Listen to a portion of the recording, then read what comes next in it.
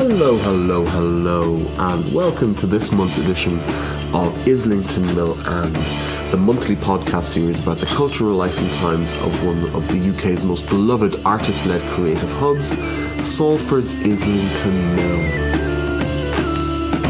If you do have finely tuned ears, you might be able to tell that the sound quality of this month's episode is a bit different to normal. That is because we're not recording this in the usual location, which is Studio 409, where I do all my stuff from. The studio is being used at the moment.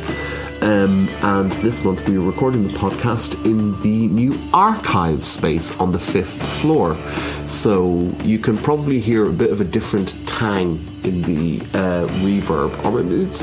There is a bit of reverb, but it's also quite damp and deadened. And it sounds nice, certainly in these headphones.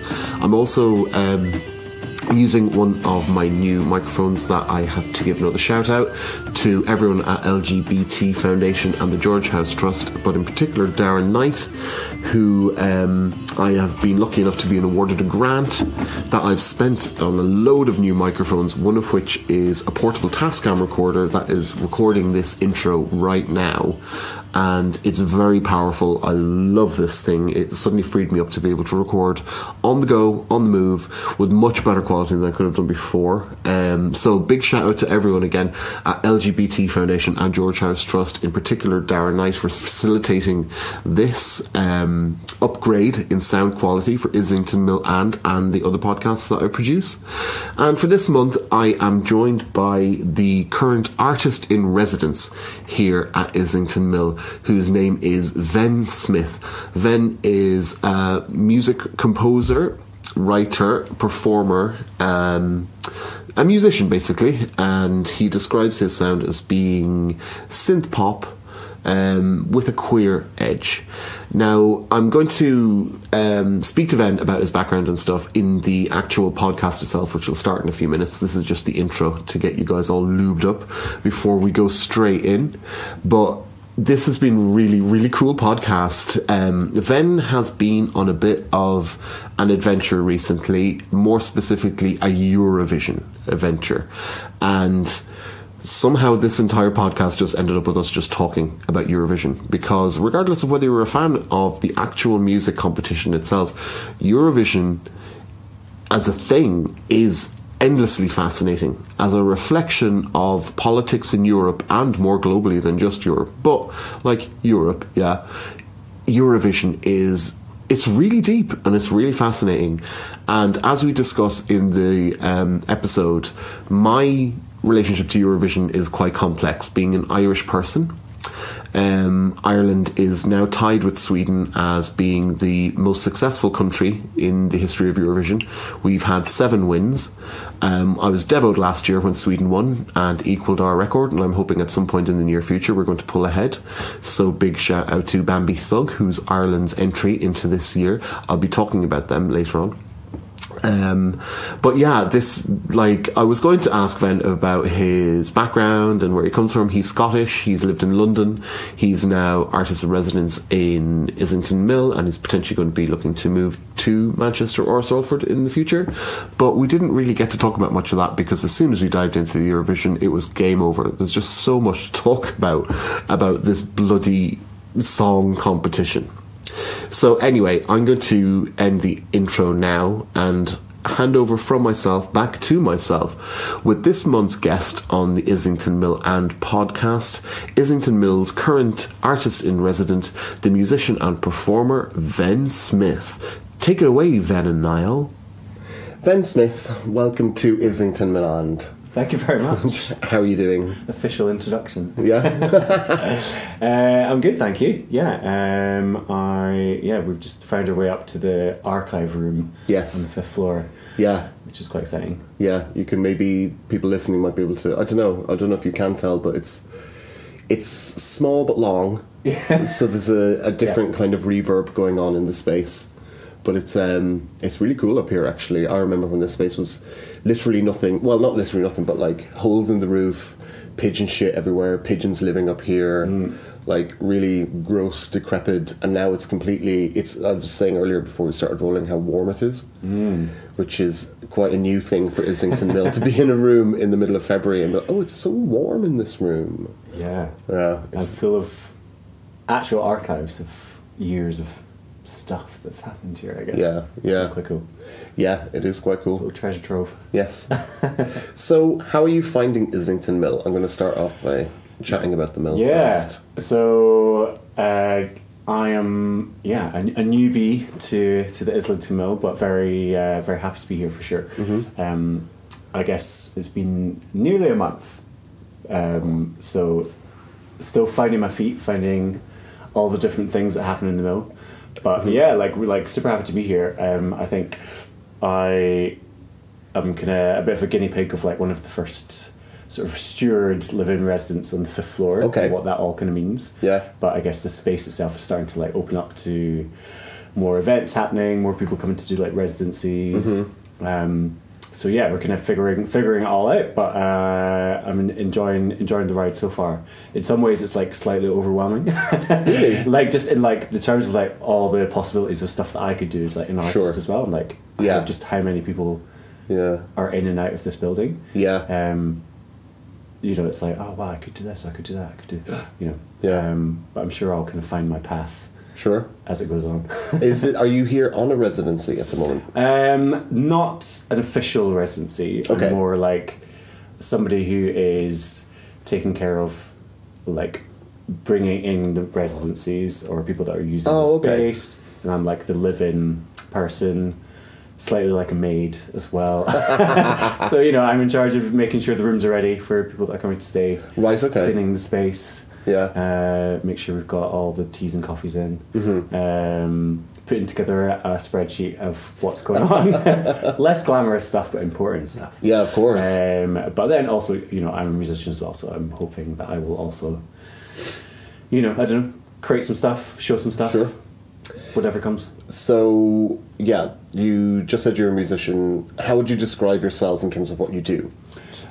So, at the moment, in terms of my own music that come out, I would say it's very much unashamedly pop music maker and queer as well. Queer pop. So, I'm a singer and saxophonist. Okay.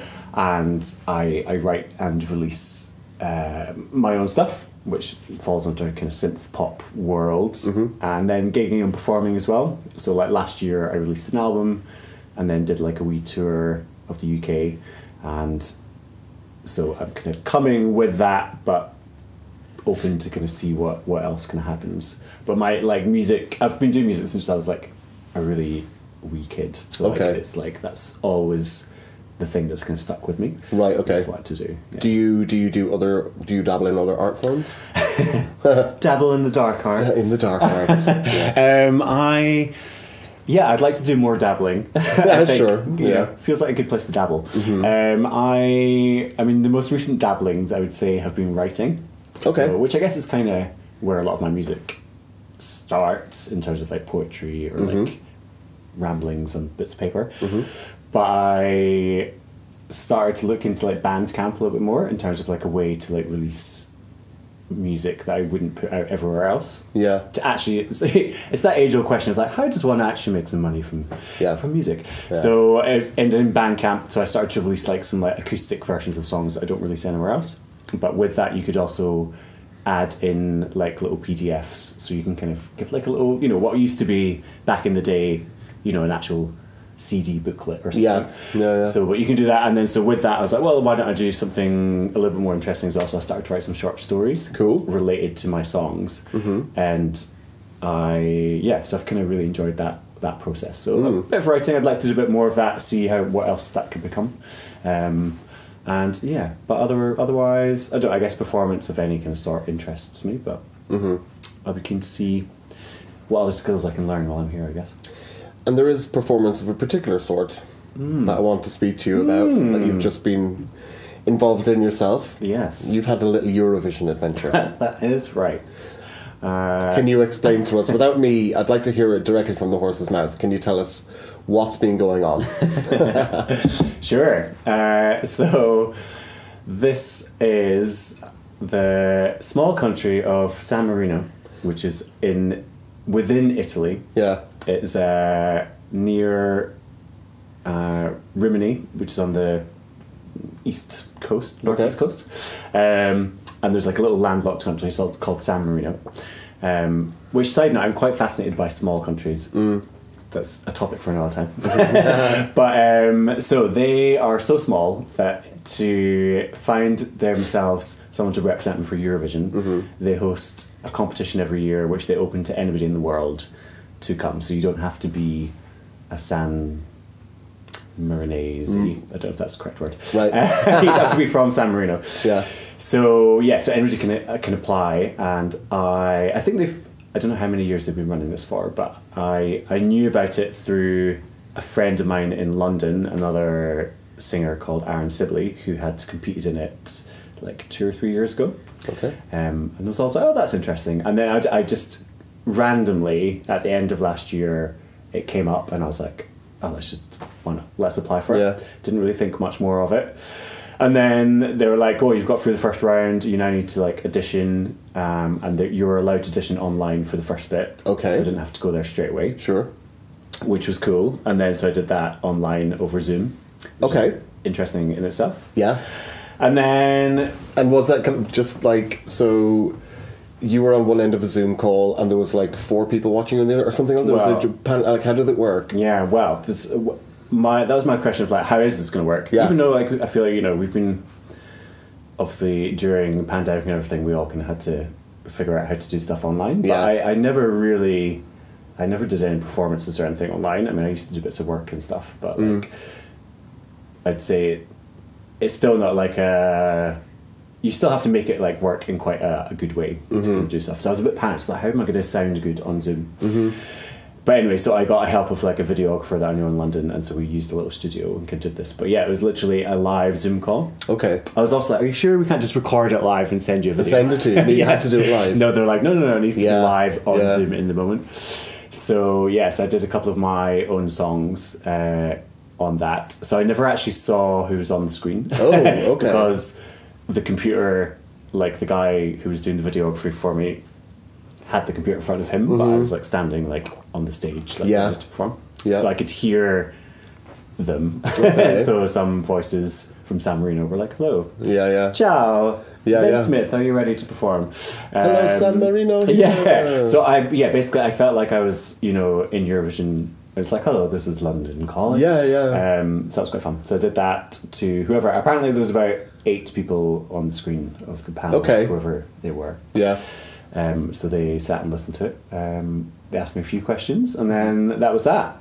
And then a few weeks later, literally almost like the day or a couple of days before I moved to Manchester, then I got the email saying, you're through to the semi-finals. You need to come to San Marino in like a week. Yeah. I was like, oh wow, cool, but also like, oh. Okay. I was literally moving here. Yeah. On the train from London to here. So I knew this was maybe going to happen, like if I got through, but that you have to do a song that you've not released. So that meant, and I didn't have any songs ready that I hadn't released. So I was like, okay, if I get through, I'm gonna have to very quickly like produce and record a new song. Yeah. Of course, I just left that to the last minute and well, let's see what happens. So then, on the way to Manchester, I was like calling up my producer that I worked with before, who lives in Kent, and be like, hey, so within a week, can you remotely help me record a song? So on the train from London to here, I was literally making a demo on my GarageBand. Tapping the table on the train. And then somehow got that all together when I arrived here. Cool. So it was a bit of a whirlwind. Yeah. But yeah. And then you flew to San Marino? So then I flew to San Marino. Did they pay for that, or did you pay for that? No. So, okay, I mean, I don't feel like they're going to listen to this, so it's okay. Yeah, spill the tea. Well, I mean, okay, part of their idea of doing this, maybe it's also a way for them to just, like, fund their television program, because you had to pay a fee to actually enter. Right. Not the very first round, but then when you get through, then you have to pay a little fee. So then times that by all the people that are doing this. And then everybody has to pay their own travel. Yeah. So... And they're making some. Yeah. And when you went there, was your performance broadcast on telly? Was this part for a TV show? Yeah. Was it really? Yeah. And like, so San Marino is a small state. Yeah. But it's inside Italy. Yeah. Presumably, it's a broadcasting thing, so it's probably getting broadcast to a lot of Italy, or a lot of Italians could tune into this thing. If they wanted. So it's San Marino RTV is their channel. Right. So they host. So it's kind of based off of. So like loads of the countries in Eurovision do this. So they have their own pre-Eurovision competition. Yeah, sure, yeah. Which whoever wins ends up representing them in Eurovision. So like Italy, for example, has the San Remo Festival. Right. Which in and of itself is kind of, actually Italians kind of love San Remo Festival even more than Eurovision. So actually it's almost like winning and then representing Eurovision is kind of just like a thing that you kind of have to do. But actually just winning the San Remo Festival is like a massive thing in Italy in and of itself.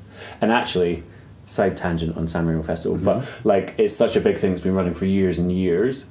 Loads of I'm not going to be able to name any of the songs now, but loads of really popular songs over popular music of the last like 20, 30, 40 years have actually started out in San Remo as Italian songs and then have been turned into English versions, which have made kind of, you know, it big in the UK or the US or whatever. Yeah. So quite a lot of big names in like the 70s and 60s and stuff had performed in San Remo. Yeah. So I think San Marino is trying to like create their own like sort of very miniature version of this kind of thing. So the semi-finals were televised. It was recorded and then put out. So it wasn't shown live, but pre-recorded. Okay. And then put out over like 4 nights. And then the live final was like a live show that they put out. Right, okay.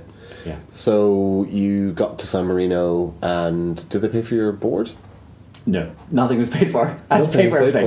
Honestly, I nearly bankrupted myself. Yeah. I did. I had to borrow money to make this all happen. But I was like, oh, do you know, I'm in it now. I'm like, yeah. You know, I mean, I've loved Eurovision since I was a child. And yeah. Like, you know, and it's like certain levels I love to kind of hate it, but I also secretly just absolutely love it. Yeah. And so the chance I could be even within like touching distance of like Eurovision, I was like, I think I'm just gonna have to do this. So I was like, right, let's pull in these favors, let's borrow some money. It'll make a good story for a podcast at some point. Exactly. Clearly, right? If anything, yeah. So yeah, you know, I don't know how I'm going to pay back that money, but we'll cross that bridge when we come to it. So yeah, no, I had to pay for the travel, all my accommodation there, and then so I didn't know as well. Like, so if I did get through to the final, it was like a week later, so I was going to have to stay there even longer for another week. Yeah. Oh god, because it was the semi, it wasn't even the final. Yeah, so this was the semi-finals. So yeah, there was a lot of that, and I had to kind of organise that all within a week. Also, like a really difficult place to get to. Especially from Manchester. I had to fly via Zurich. Yeah. And then I flew to Bologna, which was like the cheapest place I could find out. And then from there, I had to stay overnight there. Then I had to get to Rimini by train. And then you have to get a bus to San Marino. There's no train station in San Marino, no airport. So you actually have to get a bus into the country. Right, okay. And when you arrive in Rimini, the bus to the country of San Marino there's like a bus ticket place. There's a big sign saying, no tickets to San Marino here, go to the tobacco shop across the road. Yeah. So there's like a shop that sells cigarettes, and then on the screen there's like a handwritten note that says San Marino bus tickets here. So that is how you get your ticket to San Marino. Wow. I was like, are you sure? This seems like this doesn't seem like the way to sell getting into your country. But San Marino doesn't sound as glamorous as I imagine it. No, I mean, how I would describe San Marino. I mean, the old town of San Marino is beautiful, and it's like it's like a mountain, I guess, essentially, and so it's like a mountain, like fortified castle town. Yeah, there's like all these towers. It's very like. You could imagine it in like Lord of the Rings or something. It's like very kind of old town, very like medieval, very impressive, like beautiful.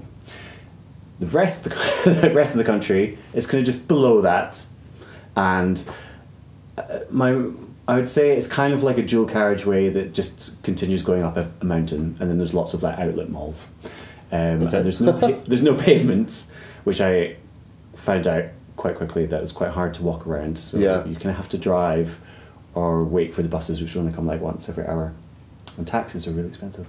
Yeah. So interesting. So it's basically like a city-state. It's yeah, kind of. Yeah, I mean there is like other bits to it. Like so, San Marino, the main bit of San Marino is, in the centre and is the town, but it's not massive. And then there's other towns, I guess, that are kind of in the state itself. Yeah. But like as an area, like not massive at all. Yeah. Like the population is quite small. Yeah. So you get to San Marino, and the semi-finals are taking place over 4 days. Yeah, that's right. So I was in the, there was 5 semi-finals actually. Okay. Which they filmed over maybe 2 days. Okay. So I was in the first group, and they had like 129 semi-finalists. They had this like mad number of semi-finalists. Okay, that's a lot. Oh yeah. Well, they'd already like knocked it down from like whoever like the first round. They had like way more than that. Yeah. So they had knocked it down, but they still had a huge amount of semi-finalists, which they were then going to knock down to like 8 for the finals. Wow. So your odds of getting through. And then as I was there, I was like, so they are making quite a bit of money. Yeah, because for all these semi-finalists, and then only a very small percentage are kind of going to the finals. Yeah. So that was interesting. Yeah. But so within my group of semi-finals, there was about 30 of us, I guess, that were singing.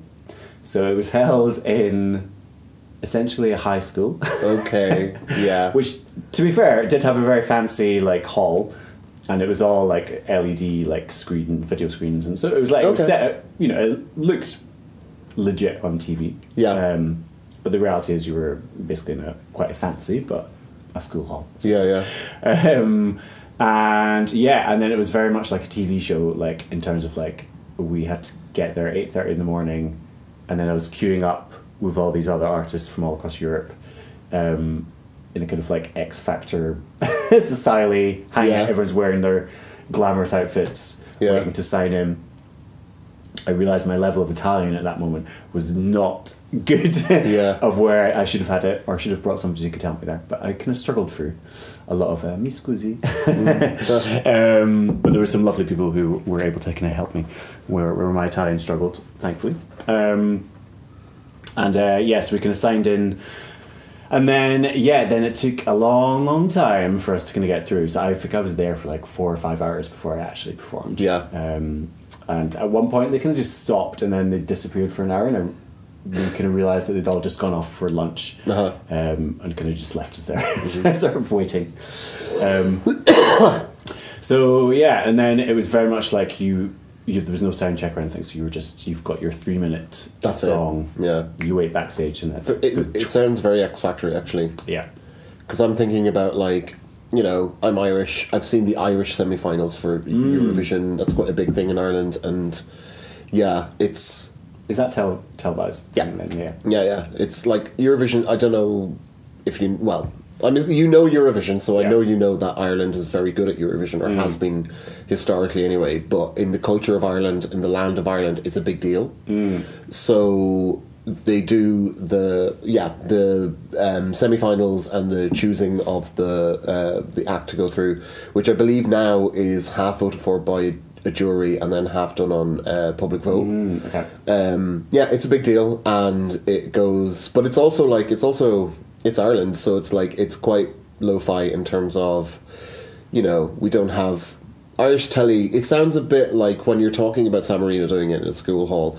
Ireland isn't necessarily at that level. It is a bit better, but I also understand that it's like, small European countries don't necessarily have the big budget of some of the bigger countries, and like there's the big 5 that automatically get in every year anyway, blah blah blah, all that Eurovision stuff. I'll get to a more general conversation about Eurovision in a bit, but I do understand the semi-final thing and the being on the telly thing. But when you're talking about X Factor, that kind of like actually does sound quite like X Factor. It's like a big factory line, and it's like go go go, and obviously there's 30 people per day, so they're making really quick decisions about Oh yeah. who to go through. And obviously, when you put it like that, God, for the art to shine through, it must become really, I don't know, basic's not the right word, but do you know what I mean? Like, for something to make an impact out of 120 people in 120 different acts in a final, in a semi-final, it's like, that's a lot.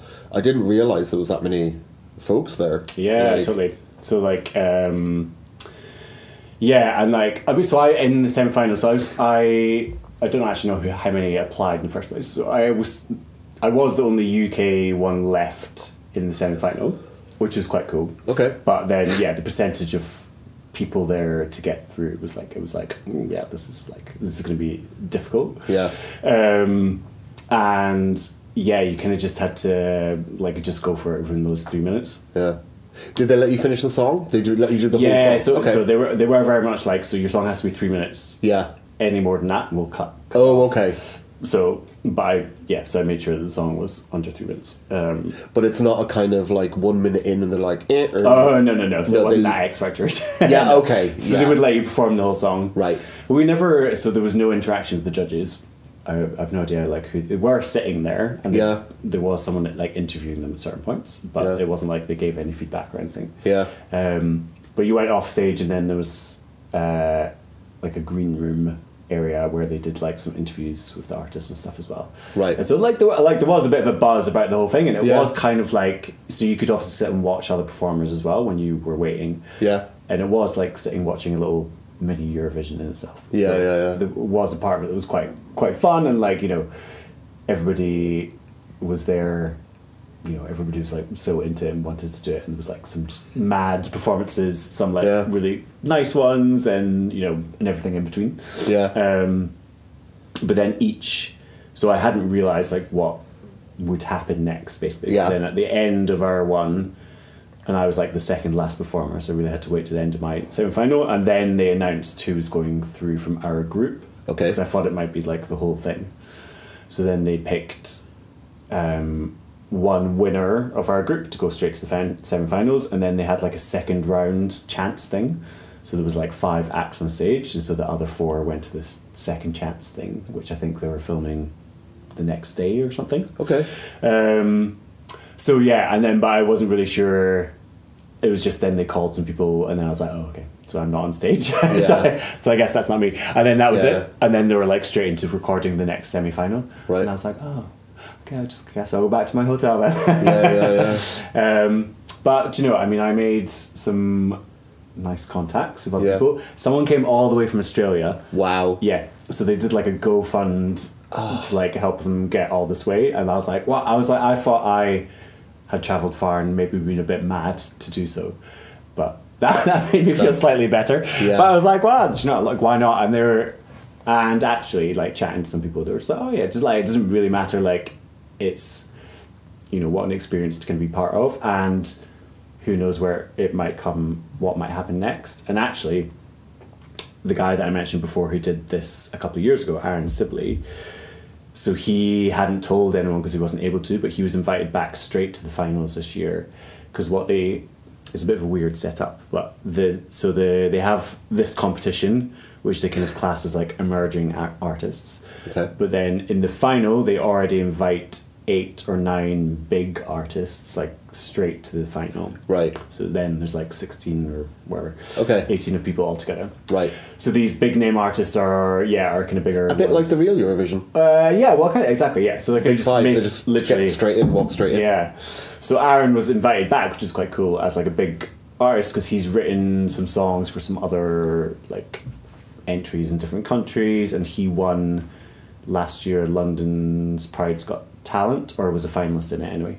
Right. I was a semi-finalist in it, but you know, so clearly I'm not big enough yet. Gotta get past the semi-finals. So maybe, you never know, maybe in a few years. Wouldn't it be terrible if somebody pushed Aaron down the stairs? Well, I mean, he didn't win, so.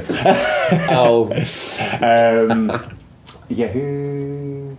Oh yeah, so the winner was actually one of the emerging artists. Okay. Which was a band who were there just in the next round after me, who I did see getting ready. So they are a Spanish rock band. Okay. I mean, you know, I haven't actually watched the whole finals because it lasted like 5 hours. And I was like, except for that. Yeah. I mean, but you know, is Eurovision about quality? It is, and it's not. I don't know. What is Eurovision? What is Eurovision? What is quality? You know, they had some pretty cool outfits. Yeah, and when you mention like European rock band Eurovision, I'm just thinking of those that won it like 3 years ago. What, the Italians? Yeah, the Italian rock band that won it 3 years ago, and it's like, well, what are they called? Oh, it's on the tip of my tongue. Anyway, they're the kind of glam rock ones, and it was just like, it was kind of cool because they came out and it was like, oh, this sort of stuff is still cool. Yeah. And then they came out and they were actually quite good, and it was like, oh, cool. And then like the next year there was like loads of bands like that. Yeah. It's based on trends, but the trends aren't necessarily trends that I feel like are out there in the general public or that are trending. They're trends that develop within the culture of Eurovision itself. Like, I do find Eurovision really fascinating. Like I said earlier, I'm Irish, and I grew up in the era when Ireland was peaking and like constantly winning Eurovision in the mid-90s. So I grew up right in the middle, and as somebody who is a musician myself and writes and composes stuff myself, and also knows other people who do that as well, especially when I was younger, we had some friends in a band and stuff, and like people in Ireland who do that take it really, really seriously, and it's a very interesting dichotomy between the British relationship to Eurovision and the Irish relationship to Eurovision. I find Eurovision really fascinating. I'm not a massive fan, but there's so much to talk about within it. And like the dichotomy of like the UK doesn't take Eurovision seriously at all, so it's always done with a tongue in cheek. But that's why the UK always bottoms out, because every other country in Europe is desperate to win that thing because it means access to a global music popularity platform. Absolutely, yeah. Whereas the UK pretty much built that platform in conjunction with America to begin with. So the UK doesn't need that kind of level of exposure. Blur wouldn't need to go on Eurovision. Yeah. Blur just go tour America for a couple of years and they have a hit. Yeah. You know what I mean? Whereas Irish acts don't have that. Yeah. You know, or acts from non-English speaking European countries, especially for someone like San Marino, like where we're like, where the hell is that? Like, we don't even know. It's just one of those names that the only reason I know the name San Marino is probably from Eurovision. Yeah. Like one of those countries that was like, oh, it's actually in Italy, or it's inside of the borders of Italy. Oh, okay, I didn't even know where it was. It could have been the south of Spain for all I knew. Just to go off on a bit of a Eurovision rant myself, like one of the things that really, really irked me growing up and watching Eurovision is how Terry Wogan was employed by the Brits to be their host of Eurovision, to bring some kind of cachet to the fact that Ireland had won it 3 or 4 years in a row or whatever, that crazy stream, or that period within a decade, they won it like 5 times or something insane like that. So obviously at that point Ireland was dominating Eurovision. So the UK press took their token Irishman and had him present their coverage. But what Terry Wogan did was he got drunk and he just took the absolute piss out of them. And if you go to Ireland, this is these people's only chance to ever break out of a small regional country and perhaps attain some kind of level of success making music, the thing that they do. So in Ireland, people take it really fucking seriously. But the British attitude towards it is this dismissive, oh, it's so silly kind of thing. And what the British media did was that they took an Irish person, knowing that it was very, very important to the Irish people, and not made him, I don't think that they made him do anything, but his take on it, which was to be drunk and to rip the piss out of everyone, didn't reflect actually what Irish people's actual attitude towards Eurovision was.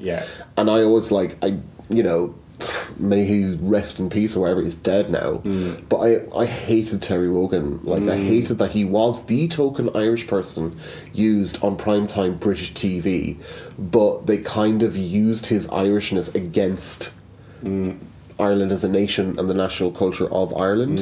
I'm not a massive Eurovision fan. Last year was the most invested I think I've ever been in Eurovision, because I saw that Australian band. They were kind of a prog rock synth metal band, and my partner is really into it. He watches it every year, and he was watching one of the official semi-finals, and they came on, And I was like, oh my God, I think this is the first time I've ever actually seen something walk out on stage on Eurovision and be like, I like this. Yeah. If I heard this on the radio or if I saw this on MTV or whatever, I'd be like, who's this? I like this band. I want to get into them. Discovery, is that their name? I think. Yeah, I can see, like, there was a moustache and long hair going Yes. And there was a guitar player yeah. stood on top of a car. Yeah.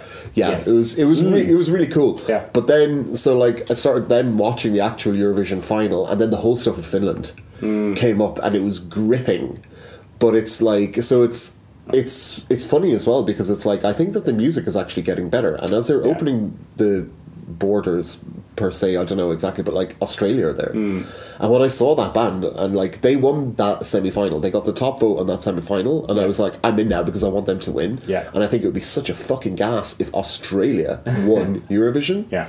And then the actual finals roll around, and you're like, oh, it's a bit like all reality TV, where it's like you think it's being run like in a kind of democratic fashion, and this band who won the semi-final with a really strong chance of making it to the top 10, and then you see the way that they've scheduled their performance, the performances that are going on the night, and blah blah blah, and you're like, oh no, they're not, they're never going to win it.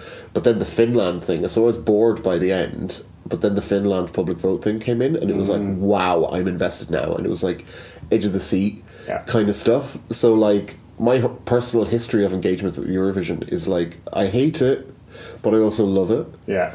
And and it's a very, very rich cultural thing to talk about. And I have a question that I would like to ask you. Yeah. You're Scottish. That's right. What is your relationship to Eurovision like, being somebody whose nation is not represented within Eurovision, but even though you have technically the potential to be within the UK, you know, I don't know, how do you feel about that? Well, like, so before, when I was like getting ready to do this, I was up in Scotland with my friend, and we were like, has Scotland represented in Eurovision? Like, that's a good question, because we did a deep dive into onto YouTube, like into Eurovision, and I can't remember now, but there has been like a few acts that have been Scottish acts who's obviously represented the UK, so not as Scotland, but there have been over the years. We then watched all the UK entries from like the 80s till now. Awful. Generally awful. Gina G, I think, is still the best, who is Australian. Of course. And Katrina and the Waves, who are Irish. Who are Irish? I think they're American. I think she's American anyway. That's what they're. Whatever it is, they're not British. Yeah, I get it. So yeah, it's like. But weird, like, from doing this competition, so I actually got like some press, like Scottish press, from this, and thanks mostly to my brother, who's in Edinburgh this year, and he's studying journalism. He's like, I'm going to get you some press for this. But I was like, okay, cool, let's see what happens. I was surprised. About 5 or 6 papers, and the thing that they were going with was like the only Scot to be representing this thing, you know, could maybe be in Eurovision representing San Marino, but also, and I'd kind of gone with that a little bit. And my song is called Jumper. So literally about a jumper. It's kind of like a queer love song, essentially. I want to wear your jumper is the kind of idea of the song. So, but I actually got a jumper. Shout out to Manchester Threads, by the way. Who, Michael, who again, within that week, I was like, I've got this crazy thing happening. Can you help me pull together an outfit? I really need a jumper. On the back of my jumper, I had 2 hearts. So one had the San Marino flag in it, and the other was the Scottish flag in it. So I was like, I'm gonna go with the Scotland angle as well. And so in a very small scale, but kind of nice to see, there was a bit of a support around that. And and then on social media, when it was kind of coming out and stuff as well, there was a lot of people who were like, oh yeah, how cool, that'd be really nice. I wish Scotland could represent Eurovision as its own country, you know. This is why Eurovision fascinates me, because it's an arena where nationalism and nationalist tendencies can be played out in a very safe, relatively safe way. And for full disclosure, like, I know that in the UK the phrase nationalism is a dirty word, which I understand, but also people in the UK have to understand that not every country in the world is a global empire and a colonialist state. So for instance, Irish nationalism has a very different tang than British nationalism, which British nationalism is an association with the BNP and the far right and Nazis, whereas Irish nationalism is about freedom from the British state that had colonised that country.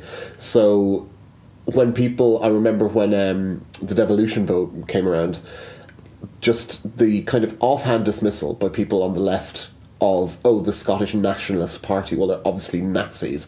And it's like, that's your privilege. That's your empirical past privilege speaking through you. Not every country who engages in quote-unquote nationalism is necessarily doing that for the sake of the far right or the exclusion of other ethnicities and nationalities from that. Some countries are actually still colonized by other countries, so nationalism is being used within those countries to self-define and to take power back from colonial empires. That's Irish history. And it was just like that whole thing was playing out, and that's me just going off on a bit of a rant, but it's really interesting that like Eurovision is this kind of playground, for want of a better word, where all this stuff comes out completely. And like the fact that like because I used to live in Scotland, I think people listening probably know because I've mentioned it before, but like I lived in Scotland for well over a decade, so I consider myself part Scottish really. Like I lived in Glasgow for almost 15 years, and like none of my friends really at that point were that arsed about Eurovision, and it definitely wasn't something that was on my radar at that point. But it is really interesting now, talking to a Scottish person and hearing that once a glimmer of Eurovision is there, a bunch of Scots were like, yeah. Because it does relate back to me to potentially the, Scottish independence perhaps, or like Scottish self-realisation and self-actualisation as a genuine nation, and not just, a part of this other thing that's dominated by this other country. That's like, that's quite interesting. I don't know where I'm going with this, but no, but I think that's the like Eurovision as a whole. It's like on one hand, it's a TV program, and it's it can be a bit ridiculous and pop, but on the other hand, it's like it's like pop culture in a really interesting way across all these different nations. And people are like, oh well, it's always, the voting's always political. It's like, yeah, of course it's political because it's countries. And I mean, address the elephant in the room, Israel being part of it this year. Like, how that is going to be dealt with, how they're dealing with it, that's another whole kind of conversation. But I mean, to even just looking at that, to have this TV program that's around music and maybe something that seems kind of light and fluffy within the last 4 years, to have had two situations like this with Ukraine as well. And I guess if you looked at the history of the competition, I guess you could pick up all these different things that are obviously going to play into it. And how both those situations are kind of like negatives of each other. Yeah. How it's like, oh, we're not going to let Russia enter because they're doing this thing. Yeah. Oh, but Israel, that's fine. But they're doing the same thing. Yeah. It's like, it is very interesting. And like, for full disclosure about the whole Irish thing, is that looking back at it, the winning streak that Ireland had was in the early to mid 90s before the Good Friday Agreement. Right. And it was still like the North, and what was seen as the occupation was still a very real, tangible, living thing that people were dying because of. And I think British people don't understand that, like, the voting for Ireland back then was political as well. I mean, we had the tunes, but Europe was sticking it to the UK by voting for Ireland. Yeah. Because they knew that there was a scenario where this other country was colonising a part of Ireland. I mean, this is all like political stuff that people can disagree about till the cows come home. But looking back on the kind of like political aspects of Eurovision, I'm under no illusion that Ireland won 5 times because people in Europe were voting for Ireland to stick it to the UK. Yeah. Totally. Yeah. And like, I guess, in what other platform does that kind of happen? I mean, maybe like football or like sports where you've got countries, but it's not like you've got people actually voting. It's like it's the one arena where the public kind of have like a say. Or do they? They? Last year, Finland last year. Yeah. So like, it's an interesting. The whole thing I think I find just fascinating. Yeah. And aside from that side of it as well, in terms of being a musician, it is, even though it's a TV show and it's competition, and I don't know how I feel about that in general, and poor artists paying all their money to Sure. to Yeah, try. yeah. However, Yeah. in what other way would you see a show where it's solely focused on new music? Yeah. You know, it's not just about singing the hits. Yeah. And so I love that in itself, even if some of the music's questionable. Yeah. Like at least it's new. Like every year, it would be interesting to see how many songs across the world are made every year in hope of being in Eurovision. Billions. Billions. Billions. But this is like this tiny competition I went into. There was like hundreds. Of songs. Yeah. And like this is what I'm saying. Like when I was growing up, and I knew other people who were wanting to make careers out of being music, their goal was to write a Eurovision song. Yeah. That was it, because once they have that hit, they're made. Right. And they can take that success into, and work with other people or blah, Totally. blah, blah.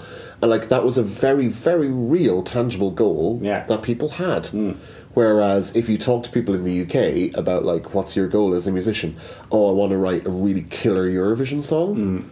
People just kind of laugh at you. I mean, I think it's different now, actually. I think it is I think one of the things that really interests me about Eurovision is how queer it is, how queer it can be, and yet how mainstream that is, and how it leaks a certain amount of queerness into the mainstream. Yeah.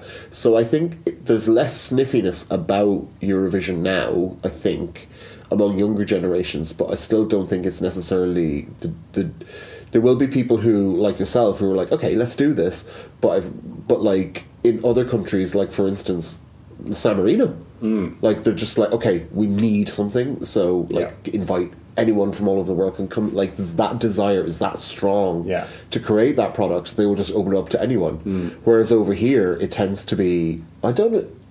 Like the guy who did come in second 2 years ago, like, and fair enough. I mean, from what I understand, he did build up an organic career before he got picked to do Eurovision. But it's also like, I don't know, you're how to say this with it, like what have Katrina and the Waves done since they won? Do you know what I mean? Like what are name some of the other British winners, like what have they actually done? Yeah. Eurovision basically is the thing that they've done. And, it's a bit of a like career ender, I think, or I don't know, as in like in the UK. I think, kind of. And I guess it's interesting because like you were saying before, like in other countries it can be a career beginner, right? Yeah. But also it depends what you define like the career as, because possibly like San Marino's the people who got through last year are called Picked Jacks, I think they're called. So they were like a kind of rocky pop band. Yeah, I think I remember that actually. Yeah, so they got through to the similar to the Italian one. Yeah. Kind of,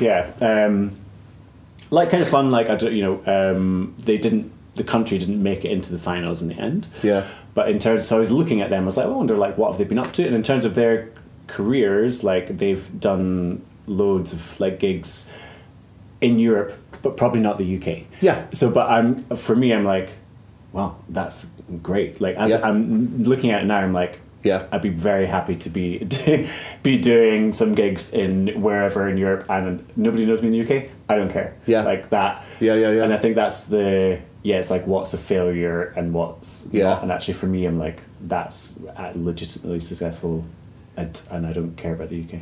and that again plays into my point earlier about like the UK is an empire, has been an empire. It's not so much anymore, but still carries with it in the kind of national psyche so many empire and empirical based thoughts and ideas, and the kind of creation of an entire network of travelling musicians and successful songwriting that is not beholden to either the UK or America, who between them in the English speaking world developed mainstream pop music, is kind of for a start, I feel like a lot of people in the British music industry don't believe that exists. Yeah. Or if they do believe it exists, they want to downplay it so much. Yeah. Because it's a kind of organically developed network that doesn't rely on the empirical heavyweight industry machines that drive America and British music. Yeah. And I think like it's just, I just feel so, it just does piss me off sometimes when people over here are so sniffy about Eurovision. Yeah. And it's like, you don't realise the privilege that you have of being born in this country and being able to speak this language, hop on a plane to America, and you might not break through in America. But you could have a couple of years touring and make some money. People who don't speak English as a first language can't do that. Yeah. And yeah, this is going back into my whole, like, my relationship now to music, growing up and thinking back about, like, stuff. And also more, like, my relationship to, like, anti-capitalism and anti-colonialism and stuff like that. Listen, you know, it's not just a pop music competition. No, it's not. It's well, like in terms of, like, me moving forward from my... Yeah. We've just been talking about Eurovision for 3/4 of an hour. But it's deep. Honestly, regardless of the music or not, it's fucking deep. The amount of, like, so I feel like I've, like, through doing this, I mean, you know, as I said, I love Eurovision, but it's like I went down a corridor and opened up this door, and I'm like, oh wow, like there's a whole world of, like, there's so many YouTube channels, podcasts, dissecting everything. There's, like, people who've found me before I even performed there, who are, like, just massive fans of Eurovision, somehow found my name on a list, you know, like, wow. I was like, oh wow, okay, so there's just, you know, this whole fan base and people who just kind of love it, and I kind of love that in and of itself. Yeah.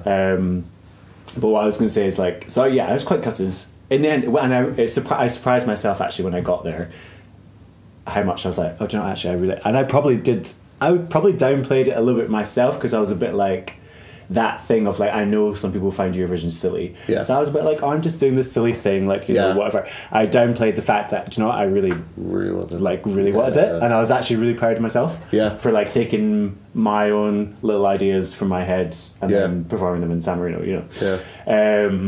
And, like, afterwards I was like, oh, do you know, I was actually a bit gutted, and I was like, and I looked back and I was like, the sound wasn't as good as it could be. It's like, I know I've done better with that, but I love the song that I've created. I'm going to release it, and like, I'm kind of like, that was a great challenge to have done that and made that. So now I'm like, well, do you know what? This isn't necessarily the end of the road, because I could still be involved in Eurovision somehow, but by working with other artists in other countries. Basically the rule is, for the other countries that have competitions similar to San Marino's, only at least one of the artists in a band or an act needs to be from that country. So you could still write with somebody else. So now I'm like, okay, well, there's a fun challenge. Maybe over the next 3 or 4 years, each year I have a goal of kind of getting into it somehow through a different collaboration of a different country. And whatever happens... I've collaborated with an artist from another country. We've hopefully had a good time together. Made a song. So I've already set up a chat with somebody this Friday in a different country who I already know for next year. Wow, cool. I'm like, yeah, why not? And it feels almost like I'm kind of like approaching it as a bit more fun, and also like, well, why not? So it's not actually that silly an idea. Not at all. Let's go for it. And, like, for all I've just, you know, to be honest, like, the music that won Ireland, that crazy run of wins in the mid-90s, I hated most of it. It's not my thing at all. But I'm still very proud of the fact that we were able to do that. Totally. And I was absolutely gutted last year when Sweden won and are now tied with Ireland for having the most wins at 7 each. And I'm really... I mean, I don't know what's going to happen this year, and I guess Sweden could pull it out the bag and win again this year, which seems to be a thing that can happen when they're really on a roll. And it's like, this year is the 50th anniversary of ABBA, so it's like, you know, they're wanting stars to align for that. But also, I'm really interested by Ireland's Eurovision entry this year. They're called, have you seen? Bambi Thug. Bambi Thug. Yes. Yeah, and it's really, it's mad for me, because it's like, this kind of person would have been... it's really interesting that, like, when I was a kid, I was kind of like them, goth a bit weird, queer and stuff, and it was only when I left Ireland and moved to the UK that I could find myself and stuff. And it's great now that, like, 25 years later, that person didn't have to leave Ireland. They were actually able to develop a career and stuff as a weird, like, non-binary, weirdo goth, like, queer person and stuff. That's really great to see. And also, I did I didn't watch the semi-final, but I heard that they had won, and somebody I knew posted and go, this is actually quite interesting, it's different, it's very different. So I watched the semi-final where they were on, and they came on straight after a boy band, like, because Ireland is well known for its boy bands as well, and they came on after the boy band, and I was just like, this is going to go down like a lead balloon in front of this audience of like older people. It's called the Late Late Show, it's like Saturday evening telly, and like, they did the song and it was cool. It's a good song, it's catchy, it's not quite what I was expecting. I think people were selling it as being something really dark, and it's not quite that dark. It's fairly pop, but their performance, the aesthetic is a bit more, the aesthetic is dark. But then, oh my god, the massive roar that came up from the crowd at the end was just like, oh my god, they have won actually, and they are genuinely popular. It's not some like, you know, that famous Father Ted episode where they put Ted and Dougal into the Eurovision knowing that they'll lose because they can't afford to keep doing Eurovision every year because it's such an expensive production. Like, I was thinking that maybe they've decided to like pull some strings and get this weirdo goth on to try and capitalise on Finland last year. But then I watched the song and I was like, this is great. And it just represents, for me, represents a real turning point in Irish culture and civilization, because this person is like non-binary, queer, says they're a pagan, is openly like not a Catholic, and that's a massive deal on like such a huge platform. Like, on such a huge platform, to be representing our country going forward. Ace. So I'm really hoping, like, I don't actually know if the song is strong enough to win, but the thing about Eurovision music for me is that all the songs that I genuinely like in Eurovision never do well.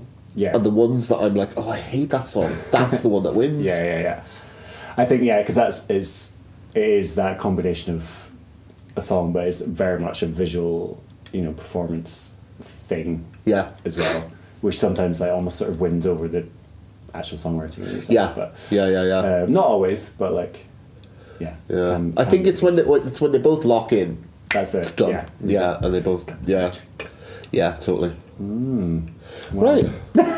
So we just new Eurovision podcast. Eurovision podcast. But it's really good to talk to them about it because it is fascinating.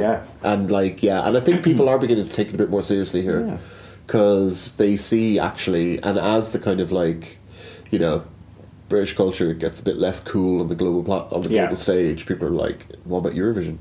Yeah, totally. I mean, hey, see what happens this year. And on that note, thank you very much. Well, thank you for having me. Well, what an unexpected treat that was. I didn't expect to spend 3/4 of an hour chatting about Eurovision and the political history and how Eurovision reflects European politics. But there we have it. That was a great chat. If you want to hear any of Venn's music, you can search him on all the socials as VENN SMYTH. That's VENN, like Venn diagram, and SMYTH, like Smith's the toy shop. I don't know if that's a UK reference or maybe that's an Irish reference, but there you have it. VENN SMYTH, and you can find him on all the socials under that name, but also you can find his music on all the major platforms, but specifically Spotify. And I think being realistic, I think that's where we all go to hear our music now, isn't it? When you want to stream something, you want to listen to something that you don't know if you're going to like it, or if you want to buy it, you just want to try it out, or even if it's just a tune that you love and you're like, oh, I just want to hear that again. Your two options are really YouTube and Spotify, and you can find all of Venn's music on Spotify under the name VENN SMYTH, which again is spelled VENN SMYTH. Right, that brings this episode of Islington Mill and to a close, and I will be back next month with another episode, which I'm assuming probably won't be about Eurovision. So we'll see what next month rolls around brings us when it rolls around. And until then, right, I've decided to do a quick edit at the end of the show because I want to leave you with one of Venn's own tunes, which you can find on Bandcamp and also on Spotify. It's VENN VENN SMYTH on both Bandcamp and Spotify. I'm going to leave you with a song called Hermes from Venn's most recent release, the album Master of Disguise. Sorry to all the friends I've left, the parties I just didn't attend. It wasn't meant to cause offense, just find it hard to comprehend how I know so many faces, but I'm lonely in all the places. I say yes when I mean no. I'm often in an overload, but I turn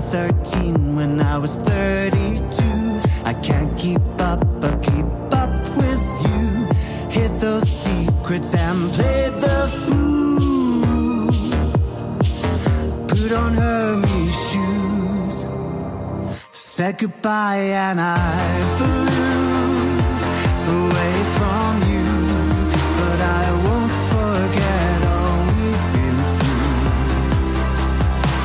Oh, how we've grown. You're all I've known.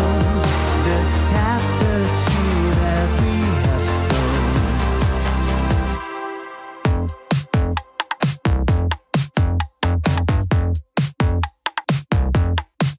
I'm sorry. Sorry to those who tried to help, but I'm mostly sorry to myself.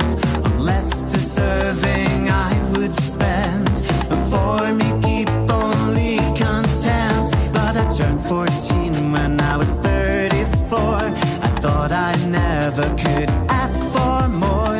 Hid those secrets and played the fool. Put on Hermes shoes, said goodbye, and I flew